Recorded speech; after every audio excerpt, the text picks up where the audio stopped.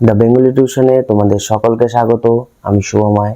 আজ তোমাদের ক্লাস একাদশ শ্রেণীর সেকেন্ড সেমিস্টারের আজ একটি নতুন কবিতা নিয়ে আলোচনা করব। কবিতাটির নাম হলো ভাব সম্মিলন, লিখেছেন বিদ্যাপতি।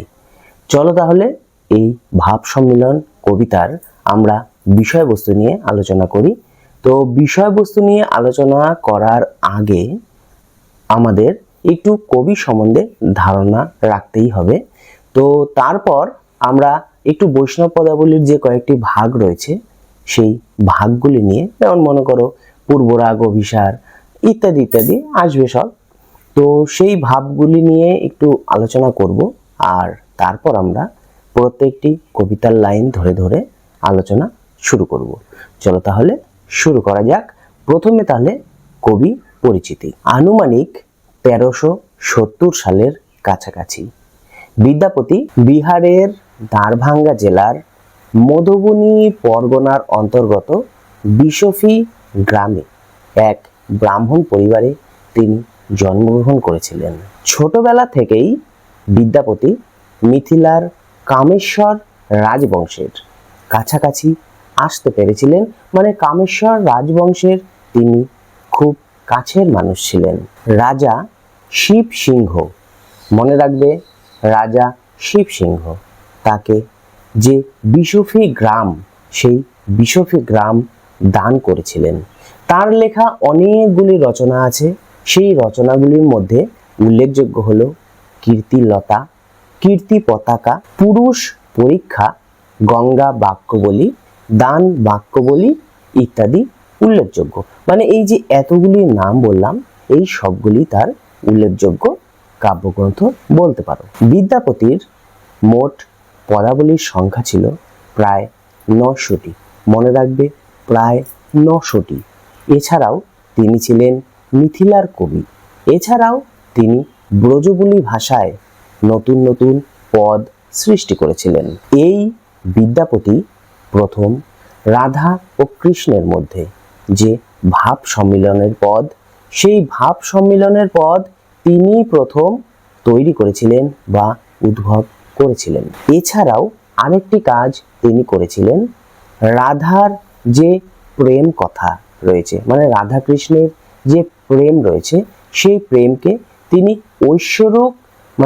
ঐশ্বরিক রূপ থেকে নামিয়ে এনে লৌকিক রূপ দান করেছিলেন। মানে তাদের যে প্রেম, সেটা তো আমরা অনেকেই মনে করি তারা ঈশ্বর, তাদের প্রেম আলাদা রকম, কিন্তু না, তিনি সেটাকে লৌকিক, মানে আমাদের মতো যে সাধারণ মানুষের প্রেম, সেরকম প্রেমে তিনি নামিয়ে এনেছিলেন। তিনি খুব সুন্দর পদ রচনা করতেন জন্য তার কয়েকটি নাম পড়েছিল, মানে নাম দিয়েছিল। তাকে বলা হতো অভিনব জয়দেব, বা তিনি মিথিলার কবি হওয়ার জন্য তাকে মৈথিলী কোকিল বলেও অনেকে চিনেন। দেখো, বৈষ্ণব পদাবলী কাকে বলে সেটা আমরা মোটামুটি অনেকেই জানি। রাধাকৃষ্ণের প্রেম বিষয়ক যে সমস্ত পদ রচনা করা হয়, সেই সমস্ত পদকেই বলা হয় বৈষ্ণব পদাবলী। আমাদের আলোচিত এই যে ভাব সম্মিলন যে কবিতাটি রয়েছে, এই কবিতাটিও একটি বৈষ্ণব পদ। অতএব আমরা নির্দ্বিধায় বলতে পারি যে এই ভাব সম্মেলন কবিতাটিও বৈষ্ণব পদাবলীর অন্তর্গত। দেখো, বৈষ্ণব পদাবলীর মোট অনেকগুলি ভাগ রয়েছে। সেই ভাগগুলি কি কি এবার একটু দেখে নেব। এই পর্যায়গুলির মধ্যে উল্লেখযোগ্য হলো পূর্বরাগ, অভিসার, মাথুর, ভাবোল্লাস ও মিলন। এই যে ভাবোল্লাস ও মিলন, আমি একসাথে এটাকে ভাব সম্মিলন বলতে পারি। এবার আমি এই যে ভাগগুলি বা পর্যায়গুলি এক লাইন করে তোমাদের বুঝিয়ে বলবো। দেখো, প্রথমে আমি বলেছিলাম কি পূর্বরাগ। তো পূর্বরাগ হলো লাভ অ্যাট ফার্স্ট সাইট, মানে কোনো একটা পদ্ম যখনও ফুটেনি, সেই যে না ফোটা কুড়ি, সেই কুড়িটাই হলো পূর্বরাগ। মানে তোমার মনের মধ্যে প্রথম প্রেমের উদয়। পরবর্তী যে ভাগ, সেই ভাগ হলো অনুরাগ। অনুরাগ হলো এই পূর্বরাগেরই পরবর্তী স্টেজ, মানে এই পর্যায়ে প্রেমটা নবরূপে আবার প্রতিষ্ঠা পাবে। এর পরের যে পর্যায় রয়েছে সেটি হলো অভিসার। অভিসার হলো যখন প্রেমটা নবরূপে প্রতিষ্ঠা পাবে বা দুজনের মধ্যে খুব গভীর একটা প্রেম তৈরি হবে, তখন নায়িকা গভীর রাত্রে তার কোনো সখীকে নিয়ে বা তার কোনো সঙ্গীকে নিয়ে আমাদের নায়কের সাথে দেখা করতে যাবে। এই যে রাতের অন্ধকারে তাদের যে দেখা হবে, এই যে যাতায়াতের মাধ্যমটা বা এই যে যাতায়াত বা গমন করা, এটাই হলো অভিসার। এর পরবর্তীতে আসবে হচ্ছে মাথুর। মাথুর পর্যায়ে আমরা দেখতে পাবো কৃষ্ণকে কোনো একটা কাজে, মানে তাকে তো মথুরায় ফিরে যেতেই হবে কংসবধের জন্য, তো সেই কাজে সে রাধার কাছ থেকে চলে যাবে। বিরোহিনী রাধা একলা পড়ে যাবে বাড়িতে। সে জানে কৃষ্ণ আর তার কাছে কখনোই ফিরবে না, তবুও সে কৃষ্ণের স্মৃতিকে নিয়ে কোনোভাবে বেঁচে থাকবে। এই যে চলে যাওয়ার ব্যাপারটা, এই চলে যাওয়ার ব্যাপারটাই হলো মাথুর। এর পরের যে পর্যায়টি রয়েছে সেই পর্যায়টির নাম হলো ভাব সম্মিলন। এই ভাব সম্মিলনে আমরা দেখতে পাই কৃষ্ণ কংসবধের জন্য বৃন্দাবন ছেড়ে মথুরায় চলে যাবে। তখন প্রিয়তম কৃষ্ণকে পাওয়ার জন্য রাধা বিরহ বেদনায় ছেয়ে পড়ে, মানে রাধাকে বিরহ যেন একেবারে আগলে ধরে। শ্রীকৃষ্ণ আসবে না জেনেও শ্রীকৃষ্ণকে পাওয়ার জন্য রাধা আবেগ ঘন মুহূর্ত ধরে অপেক্ষা করতে থাকে। রাধা জানেন যে শ্রীকৃষ্ণ আর তার সামনে কখনোই আসবে না, তাই মনের জগতে বা নিজের মনের মধ্যে তিনি শ্রীকৃষ্ণের ছবি এঁকেছিলেন। এবং এই যে মনের মধ্যে তিনি শ্রীকৃষ্ণের ছবি এঁকেছিলেন, তিনি জানেন তার মনের মধ্যে থেকে এই যে শ্রীকৃষ্ণ রয়েছে, সেই শ্রীকৃষ্ণকে কেউ বাইরে নিয়ে যেতে পারবে না বা তার কাছ থেকে দূরে সরাতে পারবে না। তার মনের মধ্যেই আজীবন তিনি থেকে যাবেন। এই মনের মধ্যে কৃষ্ণের ছবি আঁকাটাই হলো ভাব সম্মিলন। এবার আমরা কবিতার প্রত্যেকটি লাইন ধরে আলোচনা করব। দেখো, এই কবিতায় মোট 10টি লাইন ধরে রয়েছে। এই 10টি লাইন ধরে আমরা পুঙ্খানুপুঙ্খভাবে আলোচনা করব। তাহলে প্রথম লাইনটি কি রয়েছে চলো দেখে নেই। প্রথম লাইনটি রয়েছে, কি কহব রে সখী আনন্দ ওর। এখানে কবি বিদ্যাপতি আমাদের বলতে চেয়েছেন যে রাধার আনন্দের কথা কি আর বলবো সখী তোমার কাছে। শারীরিকভাবে দুজন বিচ্ছিন্ন থাকার ফলেও, মানে দুজন বিচ্ছিন্ন থাকা সত্ত্বেও রাধা তার মনের জগতে শ্রীকৃষ্ণকে লাভ করেছেন। তাই তিনি তার সীমাহীন আনন্দের কথা এই লাইনের মাধ্যমে ব্যক্ত করেছেন। দ্বিতীয় লাইনটি হলো, চিরদিনে মাধব মন্দিরে মোর। এই লাইনটি ব্যাখ্যা করলে দাঁড়াবে এই, মাধব শারীরিকভাবে চলে গেলেও তার প্রিয়তমার মনের জগতে এসে ধরা দিয়েছিলেন, আর এই মাধব পরবর্তীকালে তার হৃদয় মন্দিরে চিরকালের জন্য থেকে যাবেন। তৃতীয় লাইনটি একটু দেখো। তৃতীয় লাইনটি হলো, পাপ সুধাকর যত দুঃখ দিল। এই লাইনটি ব্যাখ্যা করলে এই দাঁড়াবে, সুধাকর বলতে এই লাইনে আমরা চন্দ্র কিরণকে বোঝাতে চেয়েছেন, মানে কবি। তাহলে সুধাকর বলতে কবি এখানে চন্দ্র কিরণকে বোঝাতে চেয়েছিলেন। এখানে বলা হয়েছে পাপী যে জ্যোৎস্নার আলো, সেই জ্যোৎস্নার আলো এতদিন রাধাকে তার প্রিয় সখা কৃষ্ণের কথা বারবার মনে করিয়ে বেদনা দিয়েছেন। কারণ আমরা জানি জ্যোৎস্নালোকে যে রাধার মনের প্রেম ভাব, সেই প্রেম ভাবটা বেশি প্রকাশ পেয়েছিল।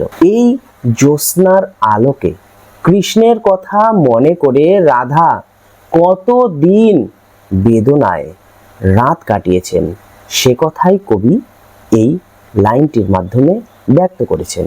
দেখো 4 নাম্বার যে লাইনটি বা চতুর্থ লাইনটি, সেই লাইনটি হলো প্রিয়া মুখ দর্শনে তত সুখ ভেল। এই লাইনটির অর্থ হলো, কিন্তু আমি আমার প্রিয়ের মুখ দর্শন করে কতটা সুখ পেলাম তা আমি তোমাদের কিভাবে বোঝাবো। আসলে রাধার সাথে কৃষ্ণের এই মিলন ছিল সম্পূর্ণ মনোজগতের মিলন, মনের মিলন। দেখো, তোমার যদি কাউকে কখনো মনের মধ্যে তুমি যদি রেখে দাও, হাজার সে বাইরে চলে যাক, বিদেশে চলে যাক, তোমার মন থেকে তো সে যাবে না, তার তো সেখানেই স্থান। ফলে তাকে হারানোর আর কোনো ভয় নেই। এই লাইনটির মাধ্যমে এই কথাই বোঝানো হয়েছে। আচর ভরিয়া যদি মহানিধি পাই, পরবর্তী লাইন এটি।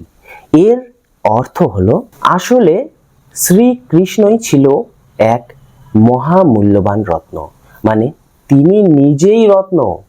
তাই বাইরে থেকে রত্ন খোঁজার বা রত্ন জোগাড় করার কোনো দরকার নেই।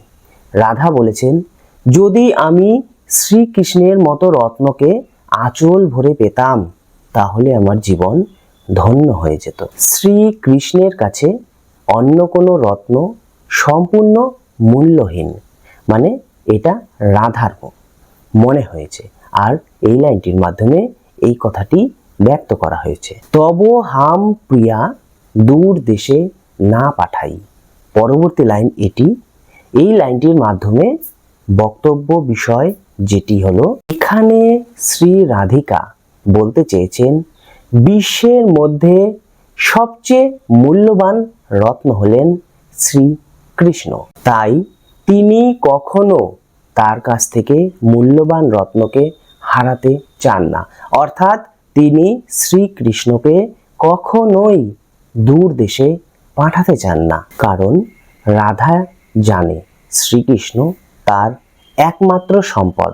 এই লাইনটির মাধ্যমে এই কথাগুলি উল্লেখ করা হয়েছিল। পরবর্তী লাইনটি দেখো, শীতের অরণি প্রিয়া গিরিশের বা। এই লাইনটির মাধ্যমে বোঝানো হয়েছে, শীতের অরণি বলতে এই লাইনে শীতের ওড়নাকে বোঝানো হয়েছে, এবং গিরিশের বা বলতে এখানে গ্রীষ্মকালের ফুরফুরে বাতাসকে বোঝানো হয়েছে। শ্রীকৃষ্ণ আসলে রাধার কাছে ছিলেন শীতের ওড়নার মতো, বা বলতে পারো গ্রীষ্মকালের ফুরফুরে বাতাসের মতো। দেখো, শীতকালে ওড়না বা গ্রীষ্মকালে ফুরফুরে বাতাস, দুটোই আমাদের কি করে, তীব্র যে যন্ত্রণা, সেই যন্ত্রণার হাত থেকে মুক্তি দেয়। আর রাধিকার যে যন্ত্রণা, মানে মনের যন্ত্রণা, শারীরিক কোনো যন্ত্রণা নয়, কিন্তু এটা মানসিক যন্ত্রণা।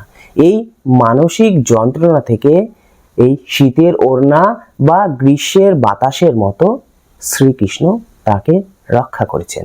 বরিশার ছত্র পিয়া দরিয়ার না, পরবর্তী লাইন এটি। এই লাইনের মাধ্যমে বোঝানো হয়েছে, বরিশার ছত্র বলতে এখানে বর্ষার ছাতা, ও দরিয়ার না বলতে এখানে নদীর তীরে দাঁড়িয়ে থাকা নৌকাকে বোঝানো হয়েছে। শ্রীকৃষ্ণ এখানে দেখো বর্ষার ছাতার মতো, মানে বর্ষাকালে ছাতা আমাদের যেভাবে সাহায্য করে রাধিকাকে বাঁচতেও, শ্রীকৃষ্ণ সেভাবে বর্ষার ছাতার মতো সাহায্য করেছেন। আবার দরিয়ার না মানে নদীর যে তীরে দাঁড়িয়ে থাকা নৌকা, মানে মনে করো তুমি এপার থেকে ওপার যাবে, একমাত্র ভরসা এই নৌকা। এবার এই নৌকা যেমন তোমাকে এপার থেকে ওপার যেতে সাহায্য করে, তেমনি রাধিকাকেও শ্রীকৃষ্ণ তার জীবন পথে চলতে মনের দিক থেকে সম্পূর্ণরূপে সাহায্য করেছে। তাই কবি বর্ষার ছাতা এবং এই যে নৌকা, এই দুটির সাথে তুলনা করেছেন। ভনয়ে বিদ্যাপতি শুনয়ে নরনারী, এই যে লাইনটি পরবর্তী, এই লাইনটির মাধ্যমে বোঝানো হয়েছে, কবি বিদ্যাপতি ভণিতার মাধ্যমে নিজের নাম উল্লেখ করে এই লাইনে শ্রী রাধিকাকে নরনারীর মধ্যে সর্বশ্রেষ্ঠ বলে ঘোষণা করেছেন। আমরা জানি শ্রীকৃষ্ণের অনেক সখী ছিল, সেই সখীদের মধ্যে সর্বশ্রেষ্ঠ সখী হলো শ্রী রাধা। এই লাইনটির মাধ্যমে এই কথাটি ব্যক্ত করা হয়েছে। সুজনক দুঃখ দিবস 2-4 এটি এই কবিতার শেষ লাইন। এই কবিতায় এই লাইনটির মাধ্যমে বক্তব্য বিষয় যা হলো তা দেখো। কবি এই লাইনের মাধ্যমে বলতে চেয়েছেন যারা সুজন বা ভালো ব্যক্তি তাদের দুঃখ থাকে মাত্র 2 থেকে 4 দিন, তার বেশি স্থায়ী হয় না। আর যেহেতু শ্রী রাধিকা একজন সুজন মানে তিনি ভালো, তাই কবির বিশ্বাস শ্রী রাধিকারও এই যে দুঃখ সেই দুঃখ চিরদিন বা 2-4 দিনের বেশি স্থায়ী হবে না, সেটা দীর্ঘস্থায়ী কখনোই হবে না। কবির দৃঢ় বিশ্বাস শ্রীকৃষ্ণ খুব তাড়াতাড়ি শ্রী রাধিকার এই যে দুঃখ সেই দুঃখের মোচন ঘটাবেন। কবিতার শেষ লাইনের বক্তব্য বিষয় এটি ছিল। এবার আমি এই যে 10টি লাইন প্রথম থেকে শেষ পর্যন্ত আলোচনা করলাম, এই 10টি লাইনের খুব সংক্ষেপে 2-4 কথা বলে এই বক্তব্য বিষয়টি মানে আমার যে ভিডিওটি সেই ভিডিওটি শেষ করব। চলো তাহলে 2-4 লাইন এই কবিতা সম্পর্কে জেনে নেই। আলোচ্য ভাব সম্মিলন কবিতায় আমরা দেখতে পাই শ্রী রাধা তার সখীদের ডেকে বলেছিলেন যে তার আনন্দের কোনো সীমা নাই, মানে তার ভীষণ আনন্দ হচ্ছে। আজ অনেক দিন পর শ্রীকৃষ্ণ আজ তার ঘরে এসেছেন। আকাশের চাঁদ এতদিন তাকে অনেক কষ্ট দিয়েছেন, কারণ তিনি আকাশের চাঁদকে এতদিন ছুঁতে পারেননি। কিন্তু এখন অন্তরের মাঝে শ্রীকৃষ্ণকে তিনি প্রত্যক্ষ করেছেন, তাই তিনি যেন আকাশের চাঁদকে তার অন্তরের ভেতরেই এখন ছুঁতে পারছেন, তাই তার ভীষণ আনন্দ হচ্ছে। আমাদের আশেপাশে তোমরা লক্ষ্য করবে অনেক স্ত্রী রয়েছে যারা অর্থ উপার্জনের জন্য স্বামীকে দূর দেশে পাঠাতে বাধ্য হন, মানে মনে না চাইলেও তার স্বামীকে দূর দেশে পাঠাতে হয়। কিন্তু রাধা বলেছেন তাকে যদি আঁচল ভরে কেউ রত্নও দিয়ে দেয় তবুও তিনি শ্রীকৃষ্ণকে আর দূর দেশে পাঠাবেন না। শ্রী রাধিকা মনে করেছেন শীতের কারণে আমরা যেমন ওড়না গায়ে দিয়ে থাকি শীতের হাত থেকে বাঁচার জন্য, তার কাছে অর্থাৎ শ্রী রাধিকার কাছে শ্রীকৃষ্ণ ঠিক তেমনি, মানে শীতের ওড়নার মতো। আরেকটি উপমা তিনি ব্যবহার করেছেন, সেটি হলো গ্রীষ্মের ফুরফুরে বাতাস। দেখো গ্রীষ্মকালে যখন আমরা হাঁপিয়ে উঠি তখন যেমন গ্রীষ্মকালের সেই ফুরফুরে বাতাস আমাদের ভীষণ আনন্দ দান করে বা আরাম প্রদান করে, রাধিকার কাছে শ্রীকৃষ্ণ ঠিক তেমনি ফুরফুরে বাতাসের মতো। তাকে যেন শারীরিকভাবে মানসিকভাবে সমস্ত দিক দিয়ে শ্রীকৃষ্ণ আরাম প্রদান করেন। এছাড়াও শ্রীকৃষ্ণ তার কাছে বর্ষার প্রিয় সঙ্গী ছাতার মতো, যা তাকে প্রচণ্ড বর্ষার হাত থেকে রক্ষা করেন। আবার অকুল সমুদ্রে বা অকুল জলের ধারে দাঁড়িয়ে থাকা আমরা যখন কোনো কিছু না পেয়ে নিজেকে অসহায় বলে মনে করি, আর ঠিক সেই সময় যদি কোনো নৌকার মাঝি আমাদের তার নৌকায় তুলে নিয়ে বাড়ি পৌঁছে দেয়, তখন আমরা যেরূপ মানসিক স্বস্তি বা মানসিক শান্তি আশা করি বা মানসিক শান্তি লাভ করি, ঠিক রাধিকা সেই রূপ শ্রীকৃষ্ণ তার মনোজগতে স্থান নেওয়ার জন্য ঠিক সেই রূপ শান্তি রাধিকা লাভ করেছেন। আর এই কবিতায় বিদ্যাপতি নিজে ভণিতার মাধ্যমে জানিয়েছেন যে নারী কুলের মধ্যে শ্রেষ্ঠ রমণী হলেন শ্রী রাধা। আর তার দৃঢ় বিশ্বাস রাধিকা যেহেতু শ্রেষ্ঠ রমণী, তাই তার দুঃখ চিরকাল দীর্ঘস্থায়ী হবে না, তা মাত্র 2-4 দিনের জন্যই দুঃখ থাকবে। তারপর শ্রীকৃষ্ণ এসে তার সব দুঃখ ঘুচিয়ে দিয়ে যাবেন। দেখো, কবিতার বিষয়বস্তু ছিল এটুকুই। আমি প্রথমে কবি পরিচিতি, তারপর বিষয়বস্তু লাইন ধরে ধরে আলোচনা, তারপর সামান্য দু একটি কথা বলে এই যে ভিডিওটি এখানেই শেষ করছি। তাহলে এর যে পরবর্তী কবিতা, সেই কবিতা নিয়ে আমরা খুব তাড়াতাড়ি আলোচনা করব। আজ তাহলে এটুকুই।